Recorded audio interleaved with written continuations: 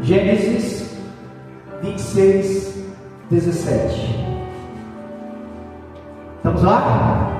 Diz assim: então Isaque foi-se dali e fez o seu assento no vale de Gerar, e ali habitou.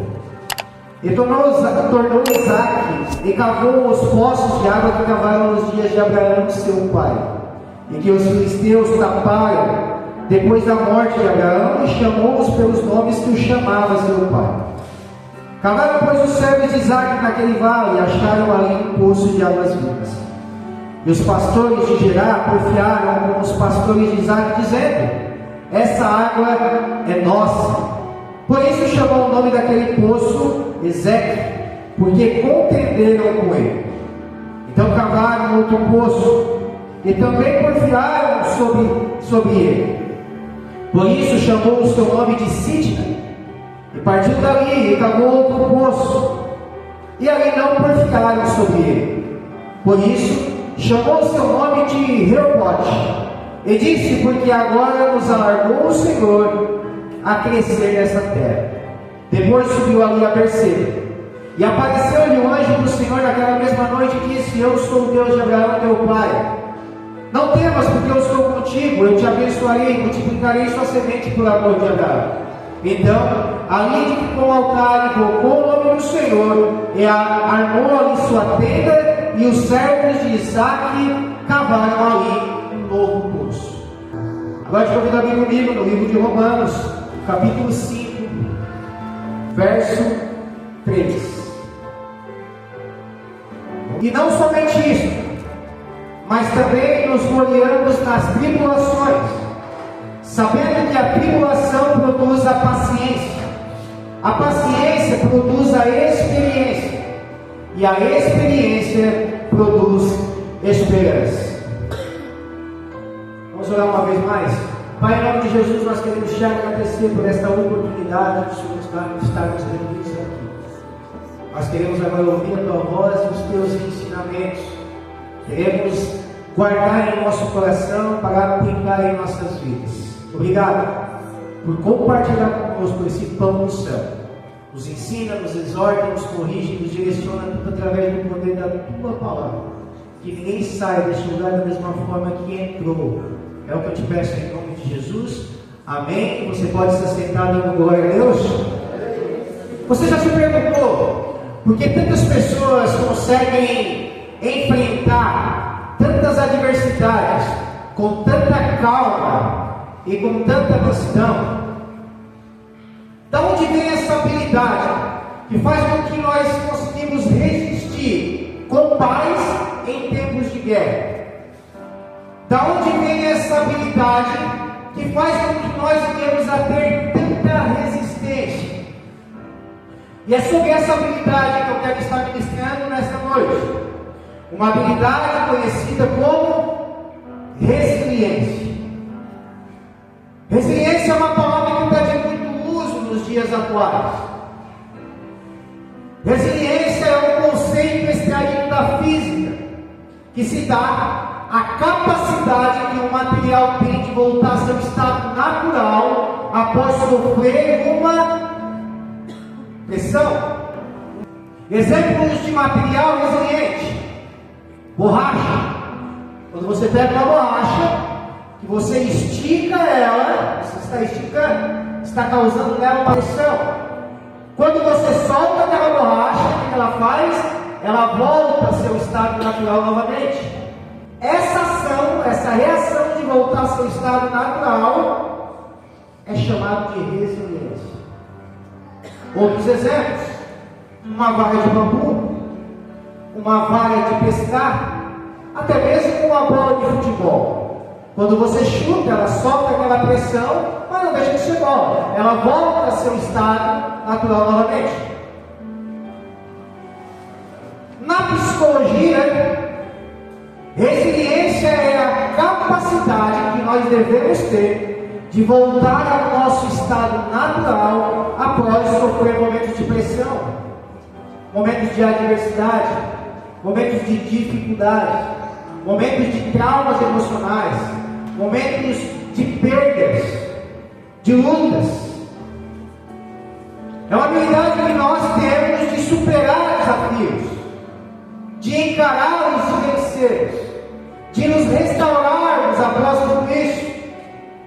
É vencer as barreiras, tanto da sociedade quanto pessoais.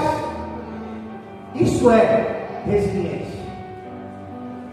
Voltar ao nosso estado natural. Algumas pessoas têm essa habilidade, têm a tendência de ter essa habilidade com mais facilidade. Conseguem voltar mais rapidamente ao seu estado natural, ao seu estado emocional. Outras pessoas já demoram mais.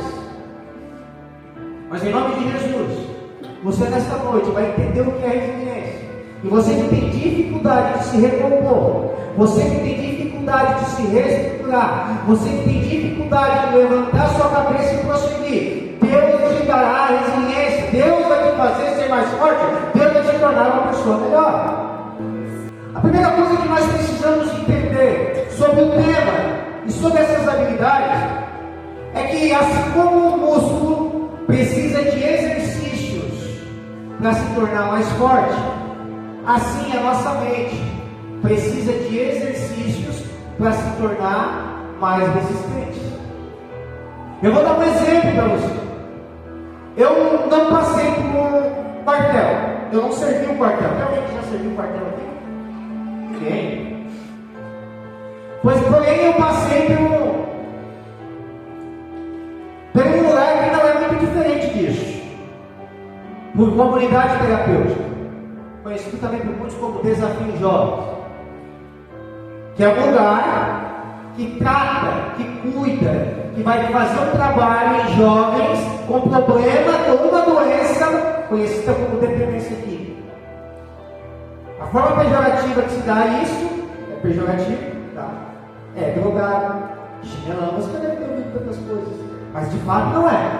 O que ele tem é uma doença conhecida como dependência química, que afeta a mente. É um transtorno mental que afeta aqui. E agora, quando se interessa, eu já fui, mas fui liberto e curado em nome de Jesus. Já tive essa doença. Quando eu ingresso em uma comunidade terapêutica, agora eu vou entrar em um processo de tratamento. Não é remédio. Os remédios eles apenas vão ajudar, vão estabilizar. Mas é hábitos. É conduta, disciplina, é trazer a reabilitação para a sociedade. Você vai para um lugar que tem regras. Esse é o tratamento, cumprir as regras. Para que essas regras, você fazendo isso periodicamente, se torne um hábito na sua vida.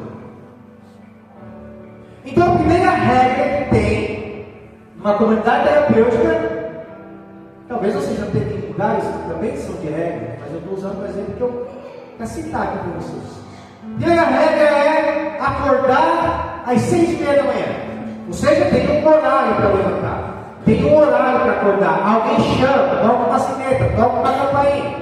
Então você vai ter um horário para acordar. E eu estou falando de jovens, de pessoas, de homens que não tinham horário para ir dormir, não tinham horário para acordar. De homens que passavam talvez dias, semanas sem dormir.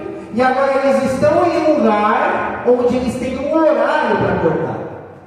E olha como é difícil. Alguém que não tinha esse hábito, alguém que já não tinha mais esse costume. Mas quando ele passa a fazer isso periodicamente, diariamente, o seu cérebro começa a processar isso. E com o decorrer do tempo, talvez alguns levem uma semana, talvez outros meses, mas vai chegar um tempo que antes mesmo da sineta tocar, antes mesmo de alguém passar para acordar, a pessoa já acorda. Falta aqueles 5 minutos. Aconteceu comigo que às vezes eu estava ouvindo o passo da pessoa entrando e eu acordava na hora certinha. Porque aquilo foi feito de uma forma periódica, com disciplina, tornou um hábito. Treinou a minha mente para aquilo. Depois, ao acordar, um outro processo de tratamento, higiene pessoal. Escovar os dentes, lavar o rosto, arrumar a cama, coisas que não existiam mais na vida de um dependente. Para muitos, a higiene já nem fazia mais parte da sua vida. Escovar os dentes, lavar o rosto, arrumar uma cama. Muitos já nem dormiam mais em cama, dormiam em ruas. E agora ele passa a criar novamente esse hábito, diariamente, todos os dias, até que se torne um hábito. Quando você vê questão de tempo, a cama vai estar sempre arrumada. Se ele não está fazendo, é porque ele não está aderindo no processo de tratamento. Se ele ainda não criou esse hábito, é porque ele ainda não evoluiu no tratamento, então o tratamento é aqui. Aí depois nós vamos para uma lugar de oração, uma capela, como a gente chama lá. E ali são 3 orações por dia de 30 minutos de joelho. De joelho. Então você imagina, você ajoelhar e tem que ficar ali 30 minutos orando. Eu acabei de vir na rua. Eu era um cara inquieto. Eu não parava em lugar nenhum. O que eu vou falar? O que eu vou orar? Se a minha cabeça está em conflito. 3 vezes por dia, meia hora parece uma eternidade. Mas com o decorrer do tempo, você fazendo isso como hábito, persistentemente, diariamente, quando você vê 30 minutos, é assim, voa. Quando você vê 30 minutos, já está sendo pouco para você orar. Quando você vê lá no processo de tratamento, muitos jovens já não vão mais só 3 vezes por dia. Eles já oram, eles já comem na madrugada para orar. Porque aquilo já se tornou um hábito. Aquelas informações já foram processadas pela sua mente, já está trazendo a sobriedade para ele, e ele já está voltando a se ter a sua conduta moral. Então tudo que a gente faz, periodicamente, diariamente, as boas maneiras, a boa fala, o bom comportamento, as boas ações, a boa conduta, eu faço isso periodicamente, rapidamente, o cérebro processa e quando eu menos espero, isso já se torna um hábito. E quando eu ingresso no reino de Deus, que eu crio o hábito de orar, que eu crio o hábito de ler a palavra de Deus, que eu crio o hábito de ouvir hinos, ouvir adoração a Deus, o Espírito Santo passa a processar isso na minha mente, e agora eu passo a fazer isso tudo como um hábito. O Espírito Santo é Ele, porque a Bíblia diz em Filipenses capítulo 2, versículo 13, que é Ele que opera em nós, tanto querer quanto efetuar. João capítulo 16, versículo 8, é Ele que nos convence do que é justo, do que é certo e do que é juízo. Então, quando eu sou direcionado pela palavra, quando eu crio esses bons hábitos na presença de Deus, eu permito que o Espírito Santo comece a trabalhar na minha vida. E agora, quem roubava já não rouba mais, quem mentia já não mente mais, quem falava palavrão já não fala mais, quem desrespeitava pai e mãe já não desrespeita mais, quem não amava o próximo já ama agora. Porque eu estou fazendo aquilo que a palavra de Deus me diz, eu estou aplicando isso periodicamente, diariamente, e o Espírito Santo vai trabalhando na minha vida, vai me mudando. É tudo questão de hábito, é tudo questão de treinar aqui. O teu corpo não quer, a tua mente não quer. A palavra de Deus diz em Romanos capítulo 7, versículo 18 e versículo 19: pois eu bem sei que em mim não existe bem nenhum. Eu sei o que eu tenho que fazer, mas o bem que eu devo fazer eu não faço. Mas o mal que habita em mim, isso sim eu quero fazer. Por quê? Porque eu deixo a minha mente, o meu alma humano dominar a minha mente. Olha como a nossa carne é. A nossa natureza é caída. Então, quando eu deixo a minha natureza humana dominar a minha mente, isso vai me levar à morte. Agora, quando eu deixo o Espírito Santo dominar a minha mente, isso vai me trazer vida, vai me trazer paz, vai me trazer transformação.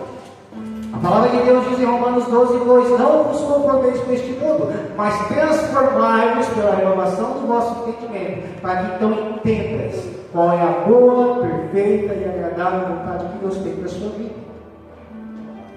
É aqui. É isso que o Espírito Santo faz quando você começa a praticar tudo que Ele tem para a sua vida. E nós erramos quando a gente entra na igreja, entra no ministério, entra no reino de Deus, achando que agora vai dar tudo certo, que agora eu não vou ter luta, que agora eu não vou ter problema, que agora eu não vou ter adversidade, que agora vai ser tudo paz e amor. Eu erro a pensar assim. Vão ter sim. E para mim superá-los, para mim avançar, para mim continuar, para mim não desistir, porque essas coisas querem nos fazer parar, querem nos fazer desanimar, querem nos fazer abandonar nosso relacionamento, abandonar nosso ministério, abandonar nossa igreja, abandonar aquilo que Deus tem proporcionado para a minha vida. Isso vem. Então eu preciso de resiliência. Olha o que diz em João capítulo 16, versículo 33. Jesus disse para João, Jesus disse para os seus discípulos: no mundo vós tereis aflições, mas tende bom ânimo, ou seja, tenha resistência, tenha resiliência, porque eu venci o mundo. Glória a Deus. Em Tiago capítulo 4, versículo 7, ele diz: tenha resistência, resistir ao diabo e ele fugirá de vós. Então, como que eu vou continuar minha jornada na fé? Como que eu vou continuar crescendo no meu ministério? Como que eu vou continuar prosperando na minha vida se eu não tenho resiliência? Veja que eu estou falando de uma habilidade. Eu não passo por nada. Eu não posso passar por nenhuma dificuldade que eu já abandono, que eu já largo, que eu já não quero mais. Vai ser inevitável passar por isso.